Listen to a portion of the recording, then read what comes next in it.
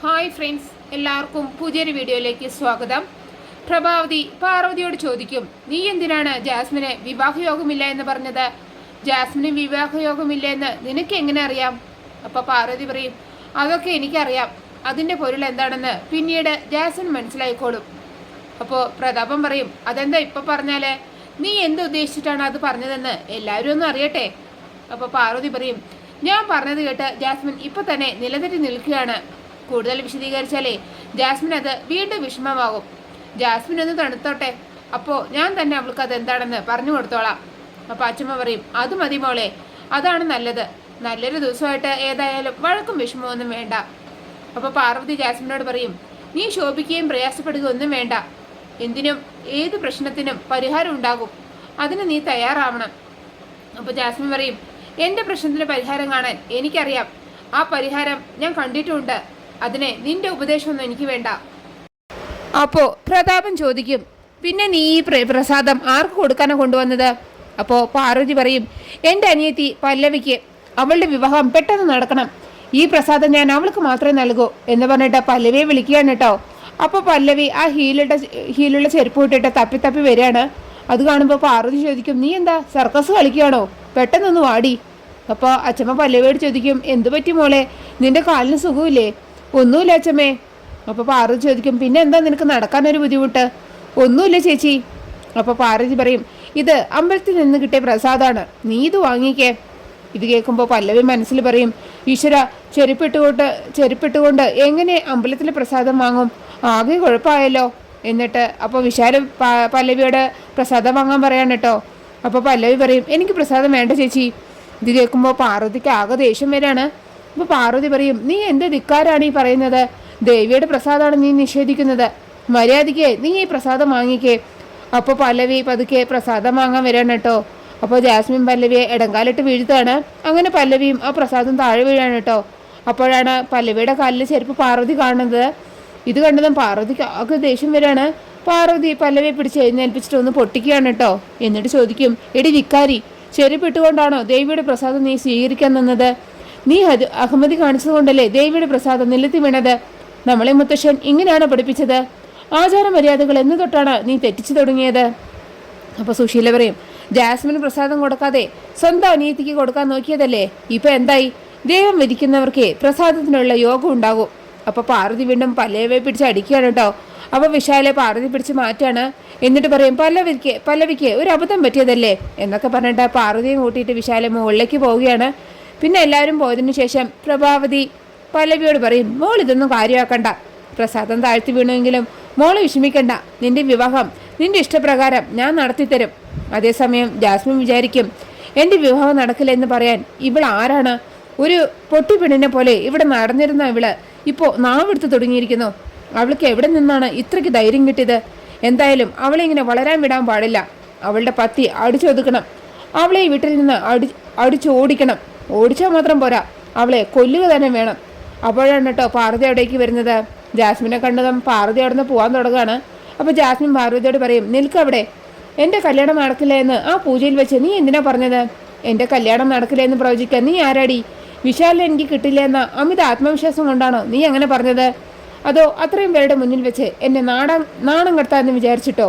അപ്പോൾ പാർവതി പറയും, വിശാൽ സാറിന് നീ തട്ടിയെടുക്കുമെന്ന് പേടിയൊന്നും എനിക്കില്ല.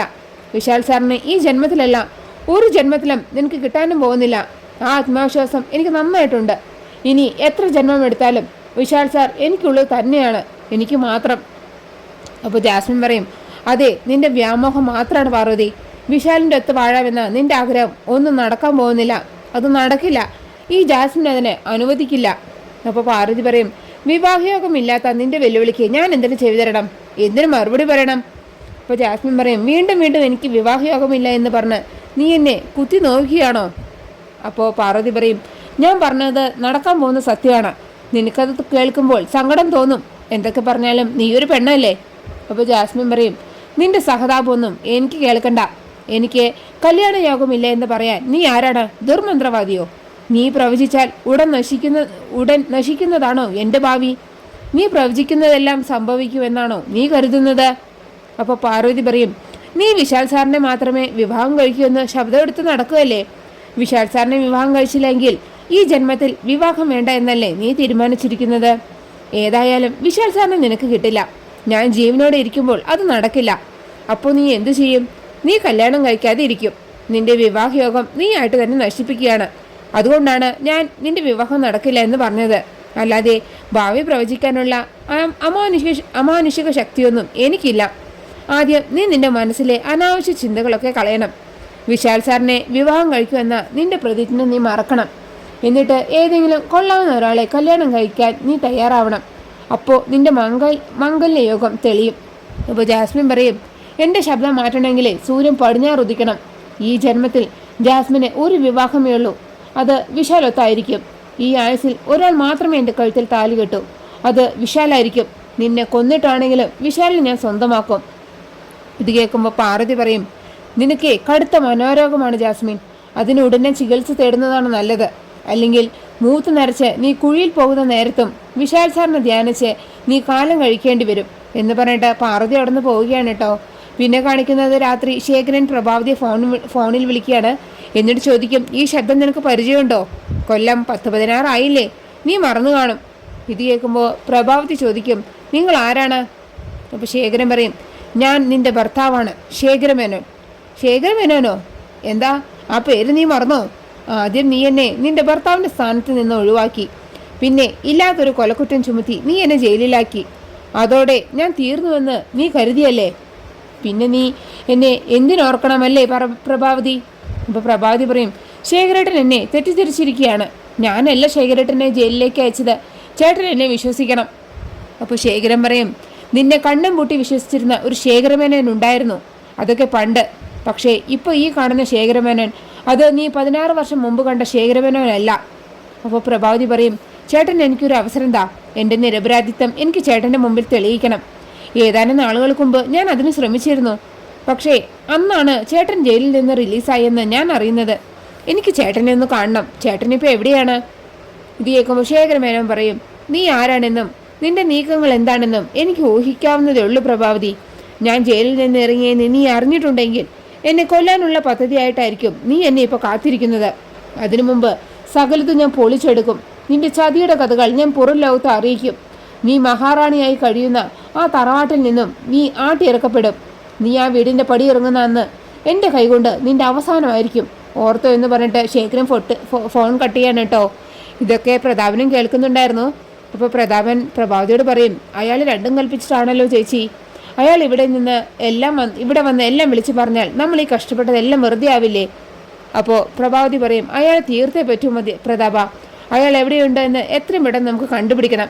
പിന്നെ കാണിക്കുന്നത് ഗാർഗി പാർവതിയോട് ഒരു കാര്യം ചോദിക്കാനുണ്ടെന്ന് പറഞ്ഞിട്ട് മുകളിലേക്ക് കൂട്ടിക്കൊണ്ടുവരാൻ കേട്ടോ. എന്നിട്ട് പാർവതിയോട് ചോദിക്കും, ഇവിടെ താമസിക്കുന്ന ആ മുത്തശ്ശൻ സത്യത്തിൽ ആരാണ് പാർവതി? അപ്പോൾ പാർവതി പറയും, അങ്ങനെ ചോദിച്ചാൽ എനിക്കറിയില്ല. അപ്പോൾ ഗാർഗി പറയും, നീ ഇങ്ങനെ ഒഴിഞ്ഞു മാറരുത്. അദ്ദേഹം ആരാണെന്ന് നിനക്ക് വ്യക്തമായിട്ട് അറിയാം. ആ മുത്തശ്ശൻ ശരിക്കും അന്ധനാണോ അതോ അന്ധത അഭിനയിക്കുന്നതാണോ? ഞാൻ അദ്ദേഹത്തിൻ്റെ ചില കള്ളത്തരങ്ങളൊക്കെ കണ്ടുപിടിച്ചിട്ടുണ്ട്. അതുകൊണ്ടാണ് ഞാൻ ഇതിപ്പോൾ നിന്നോട് ചോദിക്കുന്നത്. അപ്പോൾ പാർവതി ചോദിക്കും, നീ എന്താ കണ്ടത്? അപ്പോൾ ഗാർഗി മുമ്പ് കണ്ട സംഭവങ്ങളെല്ലാം പാർവതിയോട് പറയാൻ കേട്ടോ. എന്നിട്ട് പറയും, ഞാൻ ഇതൊക്കെ മുത്തശ്ശനോട് ചോദിച്ചപ്പോൾ പറയാൻ സമയമായിട്ടില്ല എന്ന് പറഞ്ഞ് അദ്ദേഹം ഒഴിഞ്ഞു മാറി. പിന്നെ അദ്ദേഹത്തെക്കുറിച്ച് അറിയാൻ ഇനിയൊരു മാർഗ്ഗമേ ഉള്ളൂ, അത് നീയാണ്. ഗാർഗി പറയുന്നത് കേട്ട് നടുങ്ങി നിൽക്കുന്ന പാർവതിയെ കാണിച്ചുകൊണ്ടാണ് കേട്ടോ ആ എപ്പിസോഡ് അവസാനിക്കുന്നത്. നിങ്ങൾക്ക് എൻ്റെ ഈ റിവ്യൂ ഇഷ്ടമായാൽ മറക്കാതെ എല്ലാവരും ലൈക്കും സബ്സ്ക്രൈബും തന്നെ എന്നെ സപ്പോർട്ട് ചെയ്യണേ പ്ലീസ്.